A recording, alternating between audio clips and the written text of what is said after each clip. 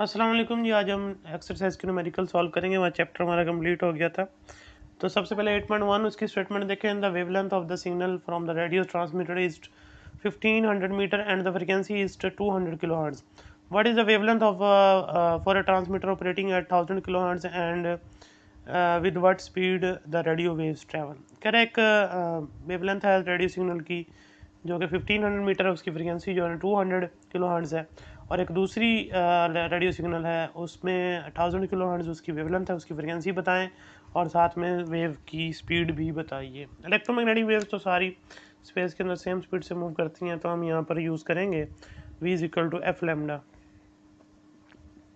तो देखिए इसमें v is equal to f lambda और साथ में जो है वो हमने पहली केस में अप्लाई करना है v is equal to F1 और लेमडा 1, क्योंकि हमें F1 भी गिवन है, लेमडा 1 भी गिवन है, तो हम यहाँ से v फाइंड कर लेंगे। F1 की वैल्यू जो है 200 इंटू 10⁻³ और लेमडा 1 की वैल्यू जो 1500 है।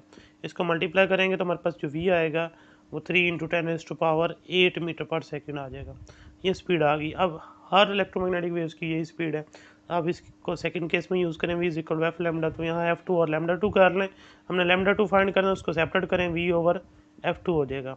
तो यहाँ पर आप अप्लाई कीजिए, v की वैल्यू जो है वो 3 इंटू 10⁸8 और F2 जो है वो आपके पास 1000 इंटू 10⁻3। तो इसको सॉल्व करें तो लेमडा 2 जो आ जाएगा वो 300 मीटर का होगा। ठीक है जी। अब नेक्स्ट देखिए 8.2 जो वो तो डायग्राम वाला वो रहने दें। नेक्स्ट 8.3 पे आइए। 8.3 की स्टेटमेंट देखें। Stationary wave is establish in a string which is 120 centimetre long and fixed at both ends. The string vibrate in the fourth segment what at a frequency of 120 hertz determine its wavelength and fundamental frequency। Stationery waves हैं एक string के ऊपर जो कि 4 loops के अंदर जो है ना वो वाइब्रेट कर रही हैं अपनी फ्रीक्वेंसी 120 हर्ट्ज के साथ। दोनों एंड फिक्स हैं, तो आप उसकी फंडामेंटल फ्रीक्वेंसी बताएं। लेंथ जो है वो स्ट्रिंग की वो 120 सेंटीमीटर है, आप उसको 100 से डिवाइड करें 1.2 मीटर हो जाएगा। उसके बाद उसकी नंबर ऑफ़ लूप्स जो है वो 4 हैं, स्मॉल एन से डिनोट कर लें, और उसकी फ्रीक्वेंसी जो है वो 120 हर्ट्ज है, F4 जो है। अब आपने बताना है उसमें एक तो फंडामेंटल फ्रीक्वेंसी यानी कि F1 बताना है और दूसरा उसकी वेवलेंथ भी बतानी है। तो देखें इसमें सबसे पहले तो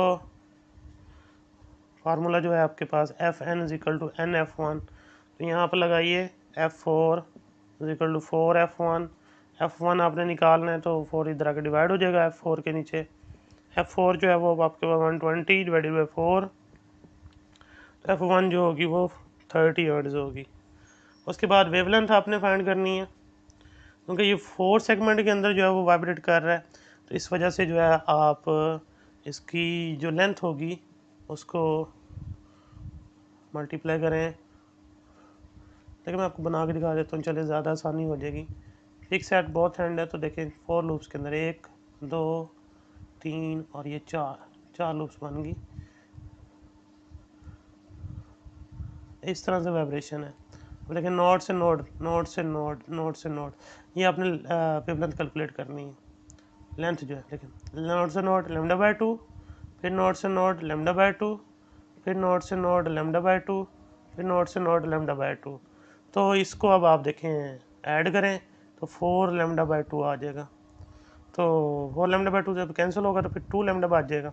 लेमडा निकालना है आपने तो वो आ जाएगा 2 डिवाइड हो जाएगा एल के नीचे, एल जो है वो 1.2 और डिवाइडेड बाई 2 कर दें, तो वेवलेंथ जो आ जाएगी आपके पास वो 0.60 मीटर होगी।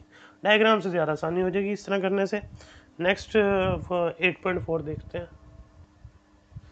ये 8.4 देखिए, उसमें frequency of the node emitted by the stress string is 300 hertz. What will be the frequency of this node when the length of the wave is reduced by the 1/3 without changing the tension? The tension is increased by 1/3 without changing the length of the wire. कह रहे हैं कि पहली बात मतलब एक frequency है एक नोट की जो कि 300 हर्ट्ज है, उसकी फ्रीक्वेंसी क्या हो जाएगी, क्या चेंज आएगा फ्रीक्वेंसी के अंदर अगर हम लेंथ ऑफ वेव को रिड्यूस कर दें 1/3 और टेंशन को सेम रखें। और दूसरे पार्ट में वो कहता है कि अगर हम टेंशन को 1/3 बढ़ा दें और लेंथ ऑफ वायर को सेम रखें, तो इन दोनों केसेस में फ्रीक्वेंसी के अंदर क्या चेंज आएगा ये आपने बताना है।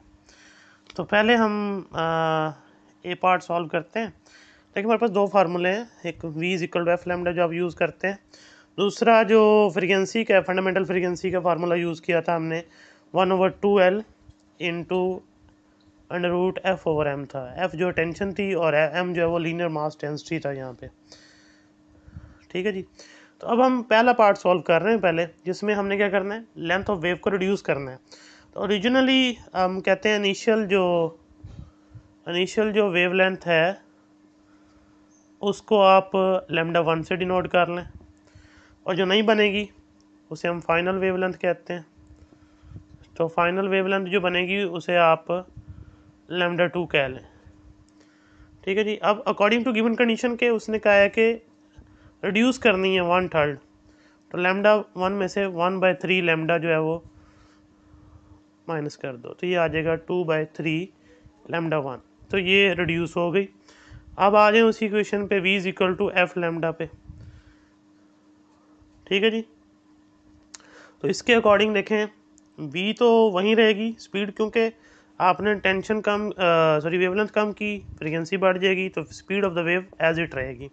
तो speed of the wave as it रहेगी, तो f1 λ1 is equal to f2 और λ2 इनका प्रोडक्ट आपस में इक्वल रहेगा। तो यहाँ से अब आप देखें वैल्यूज़ लगाएं, f1 की वैल्यू जो है वो 300 जो स्टार्ट में गिवन है, और λ1 देखें एज इट रहेगा। f2 जो है वो हमने फाइंड करनी है, और λ2 की जगह आप क्या लिखोगे 2/3 λ1। λ1 से कैंसिल हो जाएगा दोनों तरफ, 3 मल्टीप्लाई बाई 2 डिवाइड कर दो, तो f2 is equal to 3 multiply by 300 divided by 2। तो f2 जो आ जाएगा वो होगा 450 हर्ट्ज़। ये ए पार्ट सॉल्व हो गया उसका। अब बी पार्ट में कहा गया कि जो टेंशन है वो 1/3 रिड्यूस करनी है, लेंथ ऑफ द वायर को सेम रखना है। तो f1 जो है वो इनिशियल टेंशन कह लो, उसके बाद आप उसको मॉडिफाई कर दो f2 से, जिसे आप फाइनल टेंशन कह दोगे। फाइनल टेंशन हो गया। उसके बाद देखें जो गिवन कंडीशन है वो कहता है टेंशन बढ़ानी है 1/3, तो 1/3 f1 ये बढ़ा दें, इसके एलसीएम लेके सॉल्व करेंगे तो ये 4/3 f1 आ जाएगा। अब क्वेश्चन ये वाली यूज़ करेंगे 1/2L, एल तो सेम रहेगा, f बढ़ा दिया आपने, f की जगह अब आप यहाँ क्या पुट करोगे, यानी इधर 2 कर लो ना, तो f2 की जगह क्या पुट करनी है जी 4/3 f1 divided by m as it रहेगा। अब 4/3 जो है ना बाहर निकाल लें, 4 तो बाहर आ सकता है स्क्वायर रूट के साथ सॉल्व होके, लेकिन 3 नहीं आ सकता, उसको एज इट रहने दें। तो अंदर बच जाएगा 1/2L और अंडर रूट f1 ओवर, तो वो तो एज इट ही रही, वो f1 ही रही पूरी ये वाली। यहाँ f1 की वैल्यू हमें गिवन है 2/√3 300 गिवन है, इसको आप मल्टीप्लाई कर दें और डिवाइड कर दें स्क्वायर रूट 3 का जो भी आंसर है उससे, तो आंसर आ जाएगा 346 हर्ट्ज़ आ जाएगा। ठीक है जी। नेक्स्ट देखें 8.5, उसमें कहता है an organ pipe has a length of 50 centimetre, find the frequency of its fundamental node and the next harmonic when it is open at both and और क्लोज एट वन एंड। दो part है इसमें, speed of sound जो है वो 350 metre पर second. Organ pipe है जिसकी लेंथ जो है 50 सेंटीमीटर है, और फंडामेंटल फ्रीक्वेंसी और नेक्स्ट हार्मोनिक फाइंड करनी है। तो इसमें दो केस डिस्कस करने हैं, बोथ हैंड ओपन और क्लोज एट वन एंड। तो सबसे पहले तो देखें जो डाटा हमें दिया गया है उसमें लेंथ जो है वो 50 सेंटीमीटर गिवन है, 100 से डिवाइड करें 0.5 मीटर हो जाएगी। स्पीड ऑफ साउंड जो दी गई है दोनों केसेस में जो कंसिडर करेंगे 350 मीटर पर सेकंड दी गई है। उसके बाद आपने फाइंड करना है f1 और उससे अगली f2। दो केस हैं, पहले एक केस सॉल्व करते हैं जिसमें आप बोथ एंड ओपन रख लें। उसमें फ्रीक्वेंसी का fn is equal to NV over 2L। तो यहाँ देखें f1 लगाइए, n की जगह 1 आ जाएगा, v की जगह 350 और 2L की जगह 0.5, तो ये तो वही 350 हर्ट्ज़ ही आ जाएगा। उसके बाद f2 जो होगी वो 2f1 के बराबर है, तो 2f1 की जगह 350 तो ये बन जाएगी 700 हर्ट्ज़। ठीक है जी। अब आ जाए दूसरा बी पार्ट पे, क्लोज एट वन एंड पे जो क्लोज करेंगे उसका फार्मूला ये था v n f n equal to n v over 4L था। तो पहले आप 1 पुट कर लें, तो F1 इक्वल टू वी की जगह एन की जगह 1, वी की जगह तो वही 350 डिवाइड बाई 4 इंटू 0.5। इसको रिड्यूस करें तो F1 जो आएगा वो आ जाएगा आपके पास in case of close at one end 175 hertz. उसके बाद F2 इसका क्या होगा जी, बल्कि आपको पता है इसका F3 होगा क्योंकि इसमें ऑड नंबर आते हैं 3F1। तो 3F1 की जगह 175, तो ये आ जाएगा 525 hertz.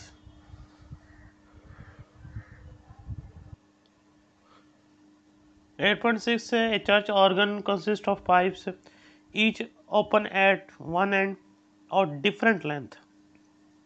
Minimum length is 30 millimeter and longest is 4 meter. Calculate the frequency range of the fundamental note. Speed of sound is 340 metre पर सेकेंड। चर्च ऑर्गन पाइप्स का कोई सेट है, उसके अंदर जो ईच वन एंड ओपन है, different length की। Minimum length जो 30 मिलीमीटर है, मिली खत्म करें 10⁻³ यानी कि 1000 से डिवाइड करें 0.03 मीटर आ जाएगा। उसके बाद जो दूसरी लेंथ है मैक्सिमम जो दी गई है वो 4 मीटर है। तो स्पीड ऑफ साउंड जो है वो 340 मीटर पर सेकंड गिवन है उन पाइप्स के अंदर। तो आपने फंडामेंटल फ्रीक्वेंसी की रेंज जो है ना वो फाइंड करनी है फॉर बोथ लेंथ के लिए आप ये चीज़ जो है ना वो कैलकुलेट करेंगे तो फिर आपको रेंज पता चल जाएगी फंडामेंटल फ्रीक्वेंसी की। तो अब इसमें फार्मूला तो एक ही यूज़ होगा, वो Fn equal to n v over 4L। तो पहले तो देखें F1 एन की जगह तो 1 ही आ जाएगा, वी की जगह 340 ओवर 4, पहले L1 कर दें तो ये आ जाएगा 0.03। इसको मल्टीप्लाई डिवाइड करें, ये आंसर आ जाएगा 2833.33 हर्ट्ज़। उसके बाद फिर आप दोबारा से यही कीजिए, वी की जगह 340 और नीचे 4 और एल की जगह आप 4 लिख दें। अब आंसर आ जाएगा 21.25 हर्ट्ज़। तो ये दोनों पे जो है ना आपने फंडामेंटल फ्रीक्वेंसी जो है डिफाइन कर दी। उसके बाद 8.7 है वो देखिए। नेक्स्ट देखेंगे 8.72 tuning fork exhibit a beat frequency of 3 hertz. The frequency of the one fork is 256 and its frequency is then lowered by slightly by adding a bit of wax to one of its prong. The two tuning forks then exhibit a beat frequency of 1 Hz. Determine the frequency of the second tuning fork. दो tuning fork है, एक की frequency 250 hertz है और एक की unknown है। दोनों जब आप दोनों को एक साथ जो है टून करते हैं तो 3 बीट्स हमें सुनाई देती हैं। दूसरे की आप बताएं कि फ्रीक्वेंसी क्या होगी। फिर कहता है हमने क्या किया, जब 3 बीट सुनाई दी उसके बाद हमने पहले वाला जो जिसकी फ्रीक्वेंसी 250 हर्ट्ज़ है उसकी एक प्रॉन्ग के ऊपर वैक्स ऐड की, फिर दोबारा दोनों ट्यूनिंग फोर्क को जो है ना वो टून किया, तो तब हमें जो है ना वो एक बीट सुनाई देती है। तो अब बताएं जो सेकंड वाला उसकी फ्रीक्वेंसी क्या होगी। देखें फार्मूला जो है F1 minus F2 is equal to plus minus m. तो यहाँ F1 जो है वो हमें गिवन है 256 और माइनस F2 और यहाँ पर है जी प्लस माइनस 3 आ जाएगा। अब इसमें दो केस बनते हैं, 256 यहाँ प्लस माइनस 3 एक तो बनता है जी, लेकिन अगर ऐड कर दें तो 259 हर्ट्ज़ हो जाएगा, और अगर आप इसको माइनस करते हैं तो फिर ये हो जाएगा 256 हर्ट्ज़। तो इनमें और होगा, यानी इनमें से कोई एक आंसर सही होगा। अब ये कैसे पता चलेगा, उसने कहा कि अगर हम थोड़ा लोड ऐड कर देते हैं, यानी कि फ्रीक्वेंसी कितनी रह जाती है, मतलब बीट कितनी रह जाती है 1, यानी जो पहला जो ट्यूनिंग फोर्क है उसकी प्रॉन्ग के ऊपर अगर वैक्स ऐड कर दें तो फिर बीट्स कितनी रह जाती हैं 1 रह जाती हैं। इसका मतलब वो क्लोज हो गई दोनों की फ्रीक्वेंसी। जितना फ्रीक्वेंसी डिफरेंस होता है उतनी ज़्यादा कह लो हमें बीट सुनाई देती हैं। तो पहले देखें 3 का डिफरेंस था, तो 3 का डिफरेंस तो दोनों तरफ आ सकता है, 259 भी हो सकता है 253 भी हो सकता है। तो अब हम देखना चाहते हैं कि अब जो लोड हमने वैक्स ऐड की है F1 के ऊपर उससे उसकी फ्रीक्वेंसी क्या होती, 256 कम हो जाती। 256 कम होती तो अब या तो उनके दरमियान डिफरेंस बढ़ता या कम होता, तो बीट फ्रीक्वेंसी भी बढ़ती या कम होती। तो बीट फ्रीक्वेंसी के साथ क्या हुआ, कम हो गई, 3 थी अब 1 रह गई। इसका मतलब है कि जब आपने इसको 256 के ऊपर ऐड किया आपने वैक्स, ये कम होके जो है वो किसके करीब आ गई कि बीट फ्रीक्वेंसी जो वो कम होगी। देखें ना, अगर तो ये होती F2, अगर F2 ये कंसिडर करते हैं 256, तो इसने और कम होना है, तो वो तो बढ़नी चाहिए थी, लेकिन वो तो कम हो गई। इट मीन्स के 256 जब कम की गई वैक्स ऐड करके, तो वो 253 के करीब हो गई कम होके, तो बीट फ्रीक्वेंसी जो 1 रह गई। इसलिए जो फ्रीक्वेंसी F2 वो है जी 253 हर्ट्ज़। ये आपको लिखना पड़ेगा जो मैंने बोला है आपके लिए। नेक्स्ट देखें 8.8, इसमें कहता है कि two cars P and Q are traveling along the motorway in the same direction. The leading car P travel at the steady speed of 12 meter per second. The other car Q is traveling at the speed of 20 meter per second. Or sound its horn to emit the steady note, which B driver estimate the frequency of 830 Hz. What frequency does Q on driver here? Speed of sound 340 meter per second. कह रहा दो cars हैं, वो motorway पे straight line में जा रही हैं, तो उनमें जो पी कार है उसकी स्पीड जो है वो 12 मीटर पर सेकंड है, जो आगे लीड कर रही है, और जो उसको फॉलो कर रही है वी क्यू वो 20 मीटर पर सेकंड से उसकी तरफ जा रही है। तो डेफिनेटली इनके दरमियान जो रिलेटिव वेलोसिटी होगी उसे आप यू एस से डिनोट करेंगे, यानी सोर्स ऑब्जर्वर की तरफ बढ़ रहा है तो 20 - 12 कर दें तो वो आ जाएगी 8 मीटर पर सेकंड। तो ये उनकी रिलेटिव वेलोसिटी आ गई। अब जो पीछे वाली कार है जो वी क्यू है, जो कि 20 मीटर पर सेकंड से अप्रोच कर रही है आगे जाने वाली कार पी को, जो कि 12 मीटर पर सेकंड से मूव कर रही है, तो ये हॉर्न देती है वी क्यू, यानी कि जो क्यू कार है वो हॉर्न देती है, पी ड्राइवर उसको सुनता है और उसकी फ्रिक्वेंसी जो एस्टिमेट करता है, लगाता है, वो जो है वो 830 हर्ट्ज़ है। ठीक है जी, इसको FC से लिख दें क्योंकि तीसरा केस है ये। तो हमने बताना है कि जो क्यू ड्राइवर होगा वो ओरिजिनली यानी कि जो फ्रीक्वेंसी होगी वो कितनी मेजर करेगा। स्पीड ऑफ साउंड जो है वो गिवन है आपके पास 340 मीटर पर सेकंड दिया गया है। Third case of Doppler effect use करेंगे, FC is equal to V/V minus US into F। आपके पास FC है जो कि जो है ना वो P ड्राइवर सुन रहा था, क्योंकि ये क्यू पी की तरफ बढ़ रहा है तो सोर्स जो है ना वो ऑब्जर्वर की तरफ जो है ना वो मूव कर रहा है। तो ये तीसरा केस बनता है। F हमने फाइंड करना है। यहाँ से आप F को सेपरेट कर लीजिए। F को सेपरेट करेंगे, ये मल्टीप्लाई ये डिवाइड हो जाएगा, तो V minus US over V into FC आ जाएगा। तो V की वैल्यू देखें आपके पास 340, U की वैल्यू 8, V की वैल्यू फिर 340 और FC की वैल्यू आपके पास 830 है। बस इसको आप सॉल्व कर दें, आंसर आ जाएगा 810 हर्ट्ज़।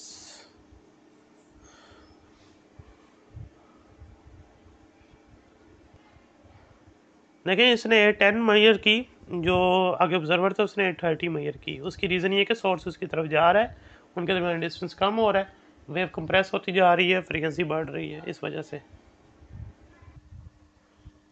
8.9 देखें, train sounds it's horn before it sets of from the station and an observer waiting on the platform estimates its frequency at 1200 Hz. The train then moves off and accelerates steadily. 50 seconds after departure, the driver sounds the horn again, and the platform observer estimates the frequency at 1140 Hz. Calculate the train speed 50 seconds after departure. How far from the station is the train after 50 seconds? Speed of sound 340 meter per second. देखिए कि train है, कह रहा वो एक platform पे है, तो वहाँ वो एक हॉर्न देता है, उसका इंजन जो एक ऑब्जर्वर वहीं पर बैठा हुआ नोट करता है 12 हर्ट्ज़। उसके बाद ट्रेन मूव करना स्टार्ट करती है और 50 सेकंड बाद जो है ना वो दोबारा हॉर्न देती है। दोबारा वो जो प्लेटफॉर्म पे बैठा ऑब्जर्वर है वो फ्रीक्वेंसी अब नोट करता है, वो 1140 हो जाती है, क्योंकि सोर्स अवे जा रहा है, वेव स्ट्रेच होती जा रही है, तो वेव लेंथ बढ़ रही है, तो फ्रीक्वेंसी कम हो रही है। तो calculate the train speed after 50 second, और कितना डिस्टेंस कवर करेगी 50 सेकंड के अंदर, ये भी आपने बताना है। तो देखें इसमें फोर्थ केस यूज़ होगा जो हमारा डॉपलर इफेक्ट था, तो वहाँ से आप जो है ना वो सोर्स की स्पीड भी मालूम कर सकते हैं, और उसके बाद फिर आप जो है ना वो डिस्टेंस का फार्मूला यूज़ करके आप उसने 50 सेकंड के अंदर कितना डिस्टेंस कवर किया वो भी फाइंड कर सकते हैं। तो सबसे पहले तो देखें f t is equal to, ये जर्नल फार्मूला है फोर्थ केस का, v over v plus u s into जो है वो एफ होगा। अब यहाँ हम जो है ना इसको सेपरेट कर लें, ये इधर ले आए, v plus u s is equal to v over f d आकर डिवाइड हो गया और साथ एफ आ गया। यहाँ आप देखें हमें यू एस चाहिए, वी इधर जाकर माइनस हो जाएगा, v over f d into f minus v. अब वैल्यूज़ लगा दें बेशक, या फिर एक और काम कर लें, अगर सिंप्लीफाई करना है वी कॉमन ले लें, अंदर बचेगा एफ ओवर एफ डी -1। ठीक है जी, अब वैल्यूज़ लगाएं, एफ़ की वैल्यू 340, ब्रैकेट के अंदर आप लगाएं 1200, ऊपर नीचे 1140 -1। इसको आप सॉल्व करें तो यू एस जो आएगा आपके पास, यानी सोर्स की जो वेलोसिटी होगी वो आ जाएगी 17.9 मीटर पर सेकेंड। अब ट्रेन जो है वो डिस्टेंस कवर करेगी जो 50 सेकंड के अंदर, टाइम हमें 50 सेकंड गिवन है। अब हम डिस्टेंस जो है ना ये है कि हमारे पास ये फार्मूला डिस्टेंस का, s is equal to v average T.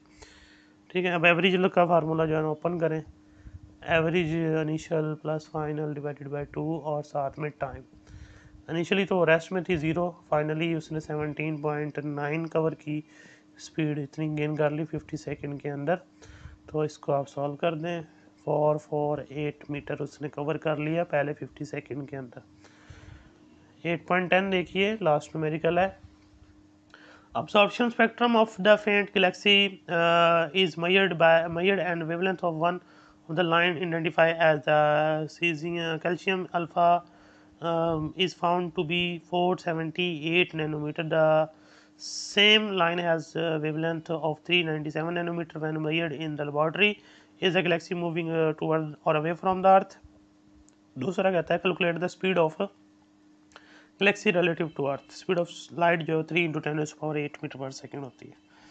लेकिन ओरिजिनली जो वेवलेंथ है, जो एक गैलेक्सी से आने वाले स्पेक्ट्रम की एक लाइन को मैयर कर रहे हैं हम, तो वो है जी 397 नैनोमीटर। ये हमने लैब में मैयर किया। लैब में तो वो स्टेशनरी था सोर्स, लेकिन एक गैलेक्सी से आने वाली जो उसी तरह की जो लाइन है, लाइट है, उसकी वेवलेंथ जो है वो है जी 478 नैनोमीटर। वेवलेंथ बढ़ गई तो पहले क्वेश्चन का आंसर तो यहीं से दिया जा सकता है कि जो ऑब्जर्व वेवलेंथ है वो बढ़ गई है, डेफिनेटली जो गैलेक्सी है वो moving away from the earth है। तो इसका आप आंसर जो है ना वो सिंपली लिख सकते हैं कि galaxy is moving away from Earth as lambda prime greater than lambda, यहाँ से। ठीक है जी, ये पार्ट आ गया आपका। अब बी पार्ट पे चलें, उसमें कहता है कि calculate the speed of galaxy relative to earth. Earth के लिहाज से जो है आपने स्पीड कैलकुलेट करनी है, तो लैम्डा जो है वो यूज़ करें वही जो लेबॉर्ट्री के अंदर 397 नैनो खत्म करें 10⁻⁹ मीटर। उसके बाद ये अब अवे जा रहा, तो ये तीसरा केस अवे जा रहा है सोर्स, ये चौथा केस बनता, सॉरी, लैम्डा डी लिख दें इसको। उसके बाद इसको 478 × 10⁻⁹ ठीक है जी। और स्पीड जो है 3 × 10⁸ मीटर पर सेकंड गिवन है स्पीड ऑफ लाइट की। हमने बताना है जी स्पीड ऑफ सोर्स, यानी कि गैलेक्सी कितनी तेज़ी से मूव कर रही है। तो फोर्थ केस लगाएंगे, f d is equal to v over v plus u s into f. तो बजाय आप पहले एफ कैलकुलेट करें v is equal to f lambda से, तो आप इसकी वैल्यूज़ लगा दें एफ़ की। एफ़ होता है वी ओवर लैम्डा, या वी ओवर लैम्डा डी लगा दें, या v over v plus u s into, इसकी जगह वी ओवर लैम्डा लगा दें, वी से कैंसिल कर दें, तो 1 over lambda d v over v plus u s into 1 over lambda. तो यहाँ से आप फिर जो उसको क्रॉस मल्टीप्लाई कर देंगे, लैम्डा इधर आ जाएगा, ये लैम्डा डी इधर आ जाएगा, तो v over v plus u s into lambda d. अब वैल्यूज़ लगाएं और पहले इसको सेपरेट कर लें क्योंकि हमें यू एस चाहिए। V plus u s v over lambda, ये इधर डिवाइड हो गया, इंटू लैम्डा डी। ठीक है जी। फिर वी इधर आके माइनस कर दें, v over lambda minus sorry lambda d multiply हो रहा है और माइनस वी फिर कॉमन ले लें, बेशक वी कॉमन लेंगे तो अंदर बच जाएगा लेमडा डी ओवर लेमडा -1। अब वैल्यूज लगा दें। पहले नंबर्स के साथ सॉल्यूशन को चलाना जो है ना डिफ़िकल्ट होगा, तो आप इस तरह पहले सेपरेट कर लें जो भी अननोन वेरिएबल है। 3 × 10⁻8 लेमडा डी जो है वो आपके पास 478 × 10⁻9 डिवाइडेड बाय लेमडा जो है 397 × 10⁻9 और -1। इसको सॉल्व करें, स्पीड ऑफ गैलेक्सी आ जाएगी, वो है जी 6.12 × 10⁻7 मीटर पर सेकेंड। नेक्स्ट इंशाल्लाह नया चैप्टर स्टार्ट करेंगे फिजिकल ऑप्टिक्स, तो उसमें लाइट के बिहेवियर के बारे में जो है ना हम पढ़ेंगे। अल्लाह हाफिज़।